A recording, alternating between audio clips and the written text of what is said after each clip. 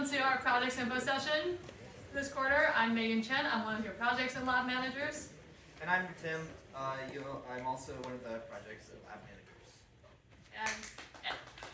Thank you. And let's get this show on the road, shall we? So announcements.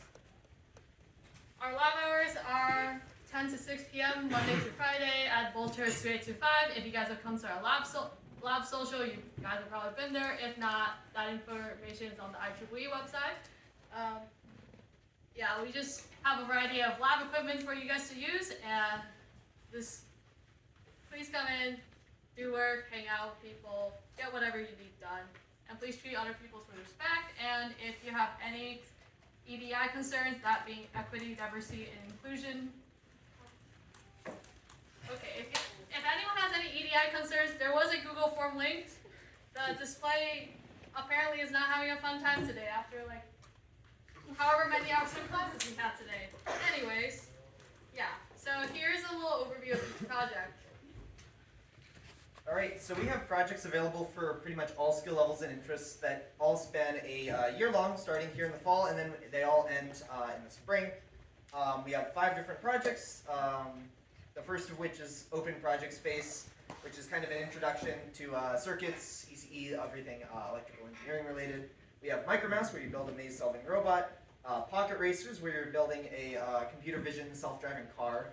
And then we have Digital Design, Architecture, and Verification, our FPGA digital design project. And then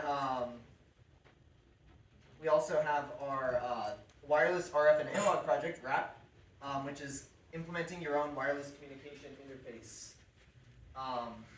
In addition to these 5-year-long projects, we also have a couple of different programs. We have our Student Project Initiative, where you can create your own project if there's something that you've been wanting to create, and we can give you the resources and help to make that project a reality. We also have our 3 to 4 time a quarter workshops where we go over all sorts of different things from a very basic level and introduce you to some new skill that you might not have learned about before. So without any more, let's have our workshops leads.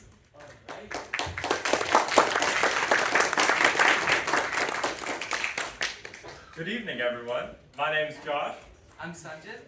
And we're going to make this work. Woo! Oh, I didn't see that one coming. Oh, man. This thing. All right. Here's our next slide. Okay, fantastic.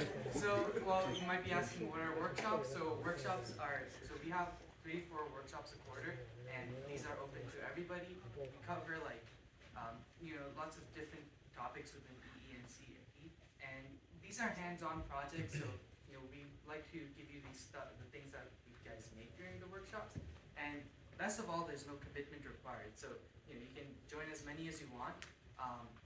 There might be a free raffle involved, so I would just say come to all if you can. Fantastic. Let's see if we can keep this next slide up for a few more seconds. So we are very excited to announce our first workshop, Basic Circuits. It's actually this Thursday in Franz 1178. If you guys don't know where Franz 1178 is, I can't direct you. I don't know either, but we will find it. So the event starts at 6 p.m. If you guys have a class that ends at 6 p.m., just show up when you can, and we'll be covering a bunch of different topics in basic circuits, covering capacitors, resistors, transistors, building a few circuits as well, and you guys get to keep whatever you build. So definitely come check it out. Next up, we have our Halloween Make Shop. Now, this is a brand new event that we're doing this year. It's we're going to be working on a few spooky, scary projects during our Make Shop. So come on out and then be able to, experiment a little bit with EE. Next up, we have our soldering workshop. Can't release too many details about that. You'll just have to come see what it is, but I've heard it's the bomb. And then finally, we have our PCB design workshop and our resumes workshop. So if you need to touch up your resume, get some feedback on it, definitely come check that out. All right, so now that Josh has covered some of our fall plans, we're not going to release all of our winter and spring plans yet, but just know that they'll cover a lot of EE and CE topics, not limited to, but including lab equipment, digital circuits, simulation, And honestly, whatever you guys want. So if you guys have any workshop ideas, do let us know, because we really want to cover whatever you guys want to know. So yeah. Then finally, we have a few of our past and future projects. So on the, need to make sure I get my directions right. On your guys' right, we have our soldering workshop from last year. That was a clap-on, clap-off circuit. We wanted to change it up a little bit, and this is actually the PCB for our soldering workshop. Again, can't release any details about it. You'll just have to come and check it out. Don't read the fine print though, because that gives it away. And then finally, we'll be covering LT Spice later in our winter and spring workshops. So come check that out if you want to learn how to simulate your circuits and make sure that your equations are correct, because that can be a nightmare. And without further ado, we would like to introduce our next project, Open Project Space.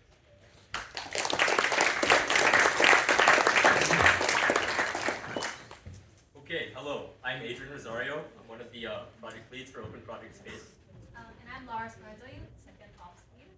So let's get into the project. So first, you might be wondering, what is Open Project Space? This is really the most thorough introduction to electrical engineering that you'll find at IEEE. It's really geared towards people with little to no prior experience in the field of electrical engineering. And it is a year-long program, as are most of our other programs. There are several projects each quarter, as well as additional workshops, which we've named Power Ops to prevent confusion with the actual workshops program, as well as other lectures, other things that we do in each quarter. There are special events and things like that. All of it comes together at the end of the year for the capstone project, where you'll be learning all of what you learned, where you'll be using all of what you learned to create one larger project, which you'll see demoed today.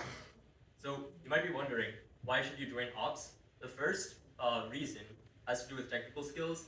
You will learn a lot of foundational skills that you'll need later on, such as breadboarding, soldering, learning how to use microcontrollers and sensors, serial communication, and Bluetooth fundamentals, as well as how to write and debug basic code relating to the microcontrollers themselves.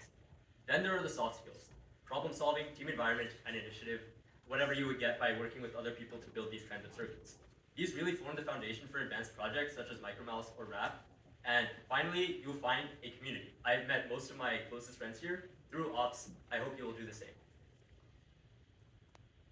So a few, sneak peeks of what you would find in ops.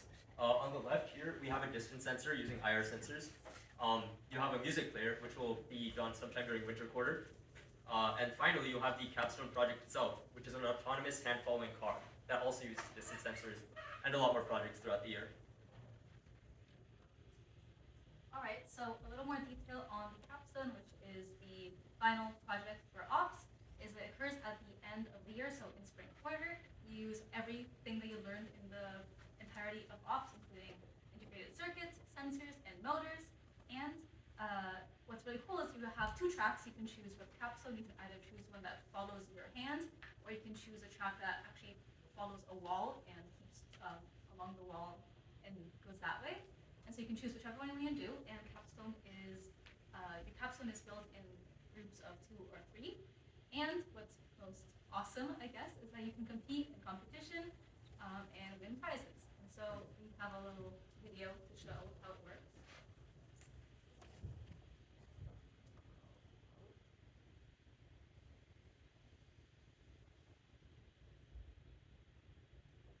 So as you can see, as the folder gets closer or farther from the car, it follows to be at a certain distance set away from that folder. Or you can replace it with the folder with your hand. And so don't be intimidated if you have no idea how to do any of these things, if you're just trying to get into ECE, because by the end of the year, you'll have all the skills required and you will be able to do it with ease. And so, for ops commitment and logistics, ops is one of our lesser products in the sense that it doesn't take as much time because not as complex, but there's going to be about 3 or 4 lectures every quarter, along with 3 projects a quarter, and for each lecture it's going to take about an hour and an hour and a half once a week, which isn't that much. And then for projects, it'll require around 2 or 3 hours for your own time, but we do have work sessions that you can come to in the IEEE lab, and we recommend for you to come to those work sessions because you'll basically be able to get all the information and help you need from us or your peers in ops. And so if you are considering to join ops, just know that all events are on Thursdays, so if you don't have Thursdays free, still join ops. But if you don't have Thursdays free, also join ops. And then for last logistics about ops, make sure to read the syllabus in case there's anything else that concerns you. And then here is a very quick overview of the year. You don't need to get in, you don't really need to read the details, but if you don't want to get a very quick overview, you can just see what we do. So for fall quarter, we learned the engineering basics, including components of circuits, some breadboarding, integrated circuits, and just circuits overall. And then in winter quarter, it expands to using microcontrollers, specifically the Arduino Uno, which is what we use for all of our projects and ops, in addition to sensing and communication. And lastly, in spring quarter, it's all about the capstone, as well as Bluetooth and serial communication and motor control, PID motor control. And so, could you be at our next ops session?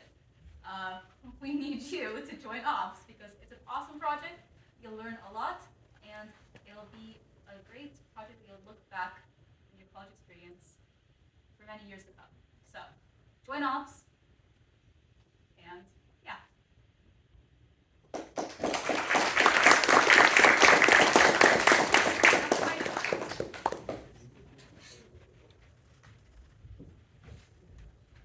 Alright, hello everyone. My name is Parth. I'm one of the Micromouse leads for this year. And I'm Arunan, the other Micromouse lead for this year. And with that, let's get into the curriculum. So, with an overview of Micromouse, so you will build an autonomous maze-solving robot from scratch, and you will be able to participate in our competition at the end of the year. And you'll also learn to design your own PCB and program complex microcontrollers and learn embedded software. And you'll be able to compete with your fellow Micromousers, and you'll have a lot of fun doing that. And the only required skill is just some really basic programming, so you can do if statements, for loops, while loops, perfect. Alright, so first let's talk about everything that we're going to cover in the fall and how your first quarter with Micromouse will look like. So throughout the fall, there's going to be 4 lectures and 4 assignments that you will complete with your team. So through these assignments, you're going to learn the basics of embedded design and embedded programming. You're going to understand the subsystems of how the mouse essentially works. This can be anywhere from learning how the power delivery system works, to learning how IR sensors and the motors work. You're going to have a lot of fun learning basically everything about the mouse.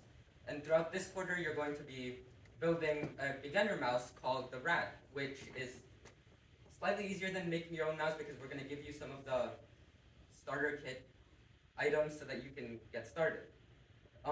Along with the lectures and assignments, we're also going to hold workshops and socials. Again, this is going to be in the lab, so you can just come, hang out, work on your rat. And at the end of the quarter, we're going to have a fall rat competition where you can race your rats against all the other teams who have also been working alongside you throughout the quarter. Alright, so now moving on into winter quarter. So now with all the knowledge you've learned about how to make a Micromouse and also how to code it, you can now make your own design instead of us having to provide you one. So on the top right, you can see the rat's PCB design, but instead you'll be making your own. And you'll also learn a dynamic maze-solving algorithm called floodfill, and you'll also see our Minecraft simulation of how that works. And now we move on to the spring quarter. And finally, with the first and second quarter out of the way, the spring quarter will mainly focus on you improving your own rat's design, whether this be by coding floodfill or finishing soldering all the components onto your mice. And this is the quarter where you can actually get really creative with the types of things that you can do with the rat, like making your own iterations on the floodfill maze solving algorithm, or learning how to use some unique sensors like gyroscopes. And at the end of the quarter, you will have a chance to compete in the All-American Micromouse competition, where there's going to be some really nice prizes, and you're just going to have all the glory if you do end up winning. And along with UCLA students competing in AAMC, there will also be other people from other community colleges and people from other UCs, such as UC Irvine, competing. So you'll have a lot of fun meeting new people too. And some of the skills that you will acquire. So we will use a multitude of sensors, including encoders to track your movement and IR sensors to track the walls. And then you'll also learn PCB design or printed circuit board design, and that is where you, instead of having to use a breadboard to create your entire circuit, you can print it all into one nice PCB. And you'll also learn hardware-software integrations. What that essentially just means is being able to go all the way from the sensor level up to the coding level and be able to make one whole entire system where it's just all the sensors are functioning together to get the mouse to solve its goal of pinching the maze as fast as possible. Embedded programming, and then also feedback control algorithms, most notably PID, proportional integral derivative controller, and also finding who asked, which is kind of hard for some people to find. Let's get into some of the logistics for Micromouse. So the time commitment for Micromouse is 3 to 4 hours a week throughout all 3 quarters, and it's similar to a 2-unit class. However, a lot of teams do end up procrastinating to like the end of the quarter. Please don't do that if you join Micromouse, because you're going to be spending like anywhere from 10 to 20 hours in like a day or two just to like finish your mouse so that you can compete in the competition. Other than that, you're gonna be making your mice in teams of 3, and you get to pick your own teams. Don't worry if you don't already have a team. We're gonna have a team forming social next week. Okay, and now for Micromouse returners. So Micromouse returners only applies to those who did the Micromouse program last year's or years prior. And so you essentially have the fun of experiencing Micromouse again if you loved us so much. And you can hop right into the mouse design process. So there's no lecture assignments besides our returners lecture, where we will teach you more about what new things that you can do and more complex things you can do. And again, you just prove it on your previous design and get another chance of winning the glory you deserve. And to get into some of the returners logistics, like Arunan said, there's only going to be 1 lecture, and throughout that lecture we're going to cover we're going to basically speed run all like the basic topics that you learn throughout the actual Micromouse program. We're going to let you build your own PCB and order the parts for you. And other than that, it's a pretty low commitment project. And it can be done concurrently with another project.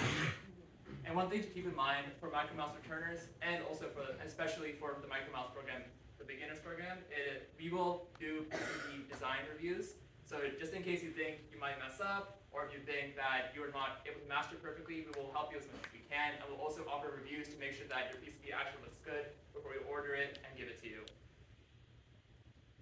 So with all that, please join Micromouse, and here's a QR code for our syllabus.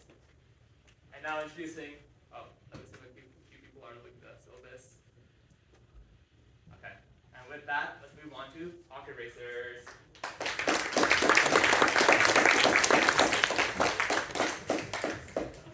Hello, we're the Pocket Racers leads. I'm Justin, And I'm Hope. and this is, well, I guess I should release this project. Consequently, we're covering some of the trendiest and coolest topics, like motor control, computer vision, and machine learning. We tend to be a bit beginner-friendly in terms of these topics because not everyone has seen them, so if you guys haven't really done anything regarding any of these topics, it's okay. You can kind of treat it as an opportunity to learn even more, I guess. So basically, our year-long curriculum will look something like this. You'll start with Raspberry Pis, and then you'll get to build the mechanical car after learning about Raspberry Pis and learning all the circuitry and stuff like that. Then we'll move on to machine learning basics, where you'll basically code your own starter machine learning algorithms and stuff like that. Pretty similar to CSM M146 if you've taken that class. And then finally, for fall, we'll move on to image filtering, where you'll get to take a camera, look at a dice, and count how many dots are on that side of the dice, and you'll learn all sorts of filtering techniques and stuff like that to deal with that. Then we move on to winter, where you'll learn motor control, and then eventually we can teach your car to recognize signs and then drive according to those signs, which is a pretty big hallmark in the grand overview of this project. And then we move on to convolutional neural networks, which is like a machine learning topic. And then you'll do a lab regarding that, and then you'll learn to like fine tune some of those parameters to make it better. And then finally in spring, you'll cap it all off by building a machine learning driven car that'll autonomously traverse around a track. So it all sounds like a lot, and a lot of terms you've probably never heard before. But our only prerequisite, and it really is only a recommendation, is that you're somewhat familiar with Python, and especially the NumPy library. we tend to find that some of the labs and stuff like that will take a really long time if you don't have an intro level familiarity. So we do recommend this, but as long as you bring the right learning attitude, it should really be fun. So in spring quarter, what we're gonna do is we're gonna connect your car to remote control so you can collect your own data and use that data for machine learning. So if you're a god at Mario Kart, this is definitely gonna be the project for you because you'll get really good data and you can finally use those skills to put it on your resume. And yeah, you can create the fastest projects. For the time commitment, we're gonna have 3 lectures a quarter. For this quarter, we're gonna have lectures on Mondays. We also have 3 labs and some work sessions, so you can work on those labs in the quarter. Usually those are on the weekends. And we also have lab hours, and those are gonna be on Wednesdays for this quarter.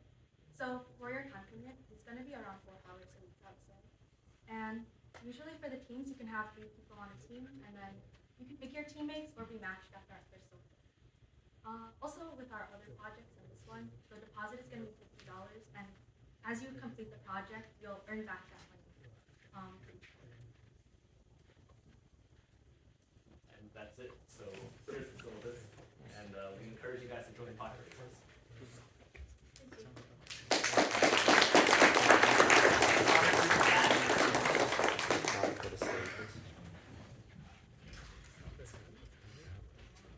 Great. Hello, everyone. My name is Prem. I'm one of the 2 staff leads. And I'm Claire. I'm the other DAB lead. So let's start by talking about the first DAB that you might be familiar with, which is Digital Audio Visualizer. So this was the project you might have seen those displays before, but you just take input from a microphone and you use some signal processing techniques called fast Fourier transform, and then you display it in this great-looking histogram on a VGA. And we have an end-of-the-year event called Dabioki when we can show this off. So that was the first DAB, and that was the essentially that was what DAB was for a few years. But then last year, some DAB leads had the bright idea of, but I'm a gamer. What if we made a game instead? So that's what they did. As of last year, DAB actually has a second capstone track that involves basically using all of the digital logic skills you've learned to create a game. So some of the games that were created last year include Tetris, Pong, and piano tiles. And each of these involved creating a game using some sort of game controller. So either the Nunchuk, or perhaps an NES controller, or even the Donkey Kong bongos for the GameCube. Designing a system on your FPGA to interface with it, and creating all of your modules for game logic on your FPGA directly, which essentially means designing all of these really complicated game systems and interactions entirely from logic gates.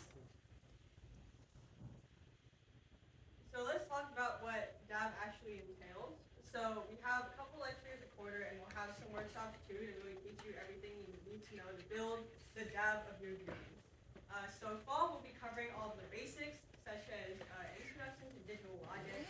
So this is stuff that we hope you've taken like M51A, CS M51A, or M16, but we'll be covering a little bit of that. Then we'll teach you about Verilog, which is the language of DAB. And finally, we'll talk about signal processing, which is, as I mentioned before, it will be the fast Fourier transform that will get your DAB looking all nice and pretty. Now for winter, we'll be starting off with our stereo communication lecture, which is teaching you how to use all of the different game controllers that Craig mentioned. So this is where you'll learn how to use nunchucks and NES controllers, as we mentioned, and bongos, I guess, if you so desire. We'll also be teaching you how to import your designs to the VGA so you can make your games all nice and cool. And we'll also be teaching you about block diagramming, which is something that's very important for designs and the interviews you might want. Finally, in winter, that's where you'll tell us what you want to do. And we'll be holding design reviews for whatever project you might want to propose. And then in spring, this is going to be basically full steam ahead work on your capstone project, whatever that might be. So we have a couple workshops planned, one for each DAV track. If you're going to be working on the game track, we have an advanced graphics techniques workshop where basically we'll be teaching you about how to take your game to the next level visually. So this will be things like sprites, possibly animations for your game. We'll be talking about how you can do fancy things with the colors to create like visual overlays on your screen, and like other color composition techniques. And it'll basically just be a workshop where you learn how to integrate really basic techniques that can all make your game look really polished and pretty. And then we also have the microphones workshop, which is where, if you're working on the digital audio visualizer track, you will actually learn how to take the signal processing skills you've learned, the VGA skills you've learned, and finally hook them up to a microphone and make your DAV see what you can sing. So some basic logistics. Each DAV team will have 3 people. We expect that as prerequisites you are either currently taking or have taken CS M51A or ECE M16, Logic Design and Digital Systems. If you're a transfer student, we just recommend that you have taken whatever the equivalent class is at your CCC, or that you are taking this class right now. The time commitment will start off at probably around 3 to 4 hours a week, but then as the year goes on, as you're working towards building your own final capstone, it will probably increase to something like 4 to 8 hours a week.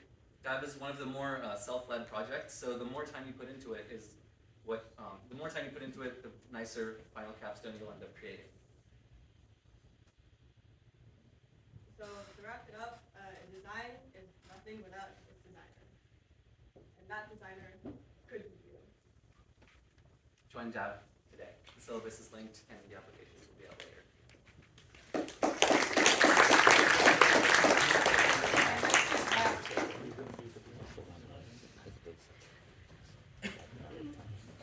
Hello everyone, my name is Zaire. I'm your RAP hardware lead. And I'm Grace, and I'm your RAP digital signal processing. Over here you can see a picture of our RAP board. A bit more about it later, but hopefully you'll get a chance to take a look at it. Yeah, so to give you a quick overview of what it even means to build your own communication system from scratch, I'm just going to walk through at a high level what we'll be doing. So the first couple steps are on the software side. So first you have a string of bits, just a bunch of ones and zeros, which you want to translate into a wave. And then the microcontroller that you're using is going to convert these digital signals into an analog wave. And then using the hardware, which is a bunch of different PCBs that Zaire will be talking about, we're going to convert that 1 megahertz signal to 27 megahertz, and then that signal is going to fly from the antenna through the air, make it to the other antenna, and then on the receiver side, we're going to hopefully be able to recover that analog signal pretty well, and then be able to do the inverse of the transmission process, so going from now analog to digital conversion, and then some fancy other techniques to hopefully recover the original string of ones and zeros that we wanted to send. So yeah, so you want to talk more about the hardware? Yeah, so we're going to have several hardware blocks, and I know this may look kind of daunting at first, but just to give an overview of what RAP does is we'll briefly talk about common elements that you've seen before, resistors, capacitors, and inductors. And as most of you may have seen them, you don't really know what to do with them. And RAP will teach you some of the higher level things that you can do with them in conjunction with transistors. So one thing you can do with, well, let's say resistors and capacitors here is you can make an amplifier. Another thing you can do is you can make a die ring mixer, which we're going to see is going to be used for our frequency up conversion and down conversion. And one important thing to note is that after taking RAP, you'll start to see how these elements play with each other to do very different things. Over here we have an amplifier, a mixer, and then over here we have just inductors and capacitors, things we may have seen before, but we just never really knew how to string them together to do something useful. Over here on the left, you see with these filters we can make a Fibonacci filter with just inductors and capacitors, which is really cool. It'll walk you through how to exactly generate it, what values do we take, etc. So here on the right, there's another thing we can also do with these same inductors, capacitors, and resistors. We can make an oscillator. And you can think of this like a tuning fork. We bias it a certain way, we apply a certain voltage, and then boom, we get one frequency out, which is just a sinusoid at a certain frequency. Pretty cool. Now over here, here we can see that's a very well complicated schematic. And what this does is I'll try to trace it out all the way over here, but we can see on the far left we have a buffer, and we'll talk about what that is. And then we have over here we have our mixer, the next one, and we have a filter, and then so forth. So we can see that we've gone from these kind of isolated blocks to now a system view of our hardware. And of course, we zoom in, it's the same resistors, conductors, capacitors, and transistors you may be. So what we're going to do is we're going to string all these different elements together in certain ways. We're going to simulate it, which is what this yellow file is. Then we're going to run the simulation, and we're going to get curves like this. For those of you who are familiar, this is a frequency curve. And what we're trying to see is this peak over here at our 27 megahertz to say, hey, we've designed it, we've simulated, and now we have, well, a working transmitter. And then this is also a plug for workshops, because we use a lot of LT Spice in RAP. Yeah. And then the other thing I'll mention on the hardware is that if you notice a lot of scary looking transistors, some BJTs, we don't use MOSFETs, but that content is covered in ECE 115A. That is a course that we recommend taking prior to doing RAP, but as long as you've taken ECE 10 and ECE 110, you should be good. Definitely talk to me or Zaire if you have questions on that. Yeah, RAP is one of those projects that builds on a content from a bunch of courses. I mean, if we were to compile a list of all the courses that RAP would take little things from, we'd have like 10 courses. But in reality, as long as you have just one of those, we can teach you the rest. And RAP is not meant to be something you conquer as you go in. It's supposed to be something where we all kind of learn as we go and figure out the nuances of hardware design, analog design, and overall RF systems. Cool. So on the software side, we do all of our software simulation using MATLAB, very convenient for all of the matrices and all of the different math equations that we use. And then we actually implement our code on an STM32 microcontroller. We'll be demoing the transmitters later on, so stay tuned for that. But from the software perspective, the way that the communication system works is that we just have a bunch of basically different stages on the transmitter side and on the receiver side. So perhaps the most fundamental part of this system is figuring out how to represent our binary signals, our ones and zeros, in terms of basically sinusoids. So if y'all have taken 10 or 110 and know about phasors, there's something called a constellation diagram in communication systems that is a fairly similar concept.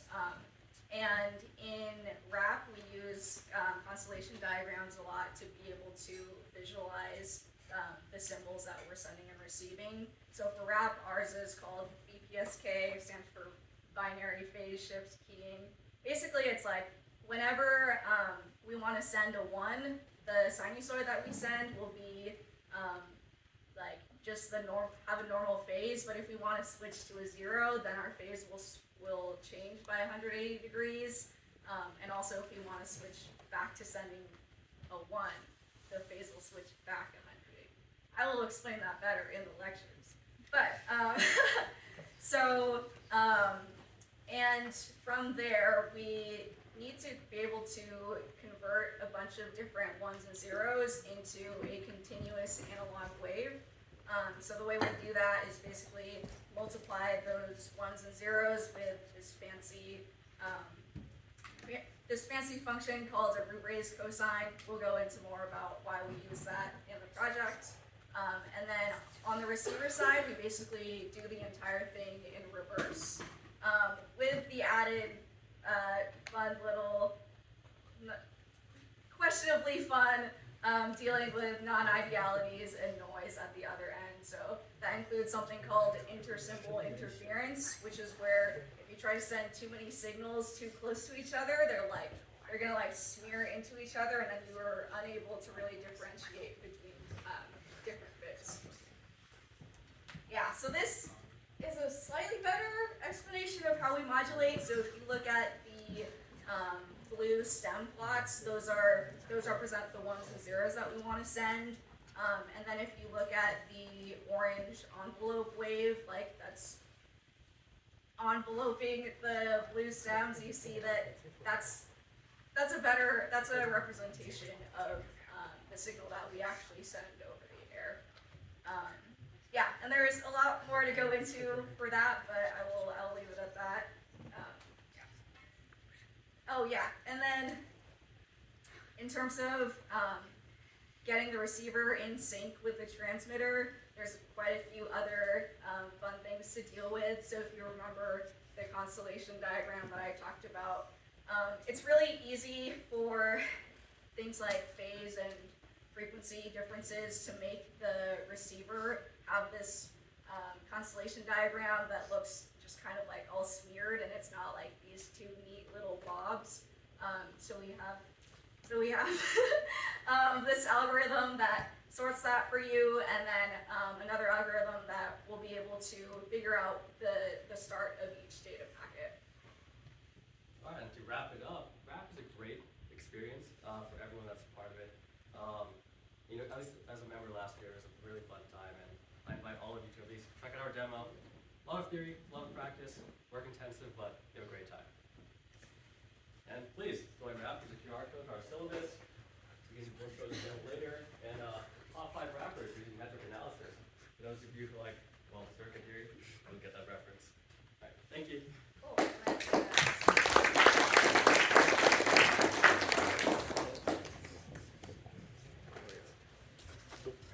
Hello. Yeah, so I'm Dominic. I'm the Research and Development Lead here at IEEE, and we're going to talk about Student Project Initiative. So what is Student Project Initiative? Really, it's an opportunity to, instead of participating in one of our 5 projects, to actually kind of create your own project that you can kind of do whatever you want. And we provide the funding, the mentorship, and the tools for you to be able to do that, usually around $150 to $200 per project. So typically it'll be individual projects or small group projects. We've had both in the past, including last year. So yeah, last year, as many of you know, if you came to our project showcase, we had a very successful year of SPI. We actually had 3 successful projects out of 3 that actually were started off at the beginning of the year. So kind of had a variety of different areas. We had Bebembot, which is like a LiDAR scanner on a car to drive around. Ballbot was we have a picture of it here. Actually, there's supposed to be a ball under these wheels, and it can kind of wheel around and stay balanced, kind of like a BB-8 from Star Wars. And then the FMCW radar project was a radar, so you could tell whether something is moving and how far away it is. So then there's also some past projects that we've had in the past. Those you can check out here. I guess notably, DAV was an SPI project before it became one of our main 5 projects. Just a fun fact. So I guess what would make something like, you may have a personal project idea in mind, right? Like, what would make that good for SPI? So it should be challenging, but also like kind of within your skill set. So this may vary greatly depending on what your skill set is. So the idea is it's an opportunity to learn things, but also shouldn't be impossible. And so it also needs to be kind of feasible, affordable, and possible. I had mentioned the budget that we have for each project earlier. If it does have to go above that, it's not going to disqualify you, but you may need to find funding sources elsewhere. Also, the projects should be different in scope than our existing 5 projects. Like if you wanted to make a sound visualizer using an FPGA, you should just join DAV. Or if you want to make a maze solving robot, you should just join Micromouse. But if you want to have something that's kind of completely different, then SPI is kind of the place to do that, if none of the other projects strike your fancy. So yeah, why SPI? Yeah, it'll be a lot of fun. You'll learn a lot by kind of working on your own project and kind of really being responsible for the design all the way to the execution of your project. In a lot of our main projects, if you've been around here a little bit, you'll know that it is kind of what you get out of it, what you put in. And you can really learn a lot, but you can also kind of scrape by. That is not the case with SPI. You do kind of need to be very invested in your own project. But you're also more likely to be more invested because it's ideally a project that is something that you're really excited about. I guess also, this is a great opportunity to get around to tackling that personal project idea that you've had for years. This kind of provides a venue to do it, and you'll have regular check-ins to kind of basically make yourself make progress on it. Because I know that if you're like me, or many of us have ideas that never fully get built. So this would be a great way to actually finish something. SPI also, yeah, we had 3 successful projects last year, which is really great. We had way less than that in like the previous years, and we want to make it even more this year. So I guess I know 3 doesn't sound like a lot, but yeah, we'll have funding for even more this year. We're looking to expand it. So yeah, I guess kind of in a line, you kind of get the personalized experience of your own personal project with our funding, tools, mentorship, and community that we have here in IEEE. So the project application, we'll start with the one we have our main projects for IEEE. You'll just fill that out. You'll have to have an abstract that kind of describes your project. Then you have to give a quick presentation to me and some other members of IEEE to kind of explain your design and kind of your goals for the year. It shouldn't be, yeah, so that'll be about 15 minutes. And then after that, you'll have bi-weekly meetings with me to kind of just check in on your project progress, see what you need, how are things going, etc. All right, next we're going to have David come up here and talk about the wrap returners, which is going to be trial run this year. Hello, my name is David, and I'm going to, well, I have a sort of experimental project that we're going to test out. Okay, well, I sort of have an experimental project I'm going to test out, and it's called wrap returners. So basically, right now we're probably going to limit it to people who did wrap the previous year. I guess if you're like really smart or something, you can talk to me or something if you really want to do it, but the answer is probably going to be no. Basically what we're doing is we're building like the radar system that I built last year for SPI. And let's see. Some of the topics we're going to cover are microwave circuit design, how to use simulation software like Keysight ADS and maybe HFSS, antenna design, how to use like the test equipment to like test our circuits, and then also maybe some DSP. So why join? I guess we all know that 27 megahertz is literally DC or something, according to David Baum. And we're working with much higher frequencies, so it's more fun. Also, you can learn industry standard tools like ADS and also HFSS. Yeah.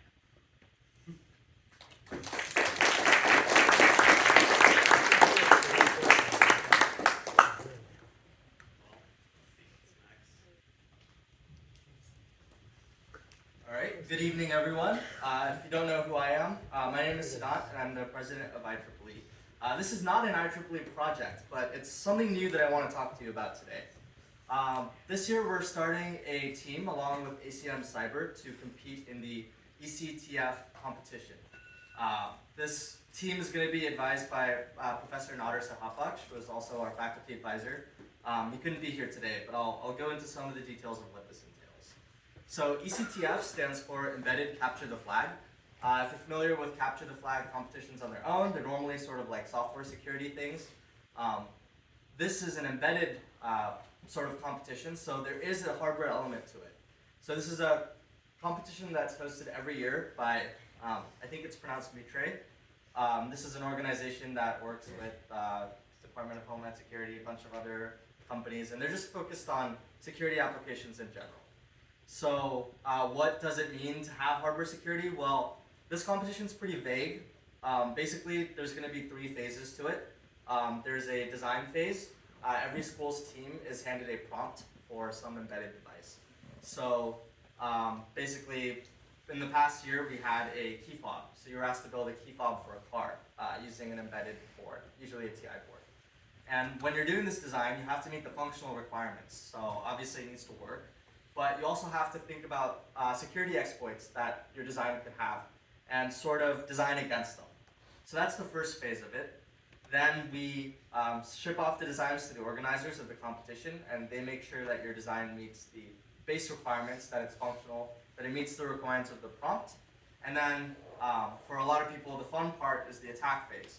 So the organizers will actually rotate these projects around. So your design will go to another school, and we're going to get a design from another school, and we're going to try to find all the vulnerabilities possible. So the really cool thing about this is there isn't anything that's off limits. You can do binary exploits, you can look at like electromagnetic or power side channels, you can look at replay attacks, and all of that is fair game for this competition. So if you're interested in that, there's a link right there. So this is our first year of the program. We're piloting just for this competition, but we're hoping that if we have a large group of students from IEEE, ACM Cyber, or the broader engineering community that are interested in hardware security, that we can expand to more competitions starting next year. So this year, our side of the team is going to be led by Sanjit, who you heard from earlier, and Benji, who is our secretary. You might be getting some newsletters from him every week. We're strongly supported by Professor Sahat. He's actually faculty in electrical engineering, and he specializes in hardware security. So some of our workshops and preparation is coming directly from him and his PhD students. If you're interested in what this program will look like, in fall we're going to have some beginner-friendly workshops. This is going to be open to everyone that's interested. If you just want to learn more about hardware security, you don't necessarily want to commit to the team, and you just want to know what the program is going to be like, you can come to these workshops in fall. Then in winter, we're going to select a core group of people that are going to actually compete from the UCLA team side. And winter and going into early spring will be focused on training and actually preparing the design and the attack for the actual competition. Then towards the end of the year, since the competition should run its course by like April, we'll have some more workshops. We'll go back to that beginner-friendly mode, and we'll try to recruit and get a better program going for next year. So if you're interested in joining the ECTF team, we're going to have a kickoff workshop on October 17th. Mostly this is going to be driven by Professor Sahat. If you're already planning on filling out the IEEE Projects app, which hopefully all of you are, there's going to be a question in there about whether you're interested in joining. This is not like a high commitment question. This is more like, should I email you the location, date, and time for the event? So if anything I said sounds interesting to you, make sure you check yes on that. If you want to be more involved, you have more questions, feel free to DM me or the PLMs, and we'll add you to a channel for ECTF in the IEEE Discord, and that's where we'll have most of our communications. And then stay tuned for a larger announcement in the Discord about the program. All right, so I'm also here on behalf of our external vice presidents to talk about idea hacks. So you might be noticing the shirt I'm wearing is different than the attire that all the other officers are in. This is the idea hack shirt from last year. And if you're not familiar with Idea Hacks, it's a hardware hackathon that's the largest on the West Coast. We're very happy to say that we are hosting it entirely this year, and the date is January 12th through January 14th. So it'll be a Friday evening through Sunday morning. This is our 10th anniversary of the program. We've had 9 really great years, and we're looking forward to celebrating with our new theme, which is celebrating our communities. We always have really cool prizes, really cool projects, and we're hoping for our anniversary that we take that to the next level and have something even better. So if you're interested in building something really cool with your friends for free and getting free food, having workshops, and well, not just technical workshops, but also fun workshops throughout like one weekend sort of commitment, stay tuned for Idea Hacks. We'll have an application opening in early November. And with that said, we'll hand it off back to your PLMs.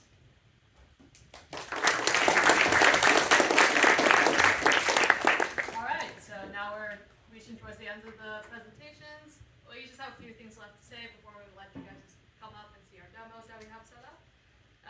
Here's a quick chart as a summary for all of our projects. Feel free to take a picture now or wait until we release these slides later tonight along with the recording of this. And yeah, I think we got 5 seconds. The slides are also actually posted in the general channel of our Discord, so if you want to click on them there, they're already up. And yeah, we just opened project apps and they will be due this Saturday, end of day, October 14th. Apply to any of the IEEE projects at that Google form right there. There's a QR code in a sec, don't copy the link. And yeah, the project leads will just kind of let you guys know, email you about like, hey, you've gotten to the project, here's some onboarding stuff by Monday, October 16th, and each project will be having their first lectures in that same week as well. Alright, so a word about project deposits. I know some of the projects said this explicitly on their slides and some of them didn't, but all of our projects have a deposit of $50. What this is for is basically as an initiative for your participation, as all of these parts we're providing pretty much everything to you for free. And every project, if you complete the entire project all the way through, then you will retain your $50 that you deposited at the beginning. In the case of some projects, you will be getting your deposit back. Like you'll get parts of your deposit back depending on how much you complete in the program. And that should all be detailed inside each project's syllabus. But the main point I want to make here is that since this is an incentive and not like a payment or something, if $50 is a financial burden to you, then upon acceptance, you can request from your project lead to get a deposit reduction, which will be granted to you on a no questions asked basis. We do not want this deposit to be made a problem and prevent anyone from participating in our projects. Alright, so for more information, we're gonna release you guys all out to all these project leads in the front of the room. You can come and talk to them and see some more cool demos that some of them haven't been shown before in previous events. Our project application form is released. We'll put it in the announcements channel soon. There's a QR code on the next slide. If you haven't joined the Discord yet, please do. There's also a link tree QR code on the next slide. And then if you want any advice on any of these project applications, feel free to DM any of the officers, or just come by the IEEE lab and ask for the officers if you want any help on the project applications. These applications are mainly just to see your interest in the project. What we want to see is that you are committed to actually finishing our project, and usually we do not cut that many people for the majority of the projects. Does anyone have any big questions that we can answer like right now? Question. Yeah, what do you mean by you don't cut that many people? So some of our projects have a smaller amount of people that they're going to host. Like Pocket Races is a relatively small project right now, but I think like other Ops is pretty projects like large. Ops Yeah. has like taken at least 80 people per year. So Usually there's enough space for pretty much everyone. We reject very few people. And yeah, basically if you've put some thought into selecting a project that sort of matches your interests and can demonstrate it. For example, if you're a freshman, you want hands-on experience for the first time, you probably shouldn't apply to RAP. But if you're like kind of matching, you put effort into your application, you should be fine. It's not like a competitive process. I hope that answers your question. Thank you. Any other? Alrighty, cool. Here are the QR code links. This one here is the project application. Hopefully, oh good, the screen fixed itself. So hopefully that works. And then on the right here is our link tree if you haven't joined our Discord yet, so that you can get that there. We'll also send an announcement out with the actual link. On the project application, there's also all of the links to all of the syllabi. Yeah, and it should be pretty straightforward. If you have any questions, please always feel free to DM any of the officers on Discord or find us in our lab hours. I'm going to give you guys another couple seconds to get that QR code. Has anyone not gotten the QR code? Please say something. Okay, I don't see any more phones pointing at the screens. Okay, cool. that's it. Oh, that's the last slide. Okay. Yeah, so